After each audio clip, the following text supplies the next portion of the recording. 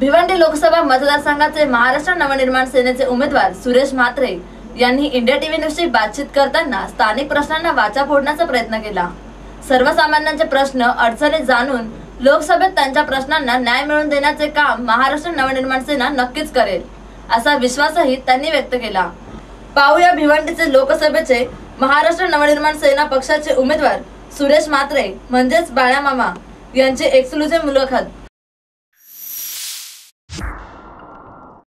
जे प्रश्न आहेत या सर्व प्रश्नांना वाचा फोडून जनमनितपणे त्यांना न्याय मिळवून देण्याचा आणि विकास कामं करण्याचा प्रयत्न नवनिर्माण सेना आणि आदरणीय राजसाहेब, तुम्हाला माहीत आहे राजसाहेब हे तरुणांच्या गळ्यात ताईत आहे आणि आदरणीय राजसाहेबांचे विचार हे सर्वसामान्यांना आवडतात।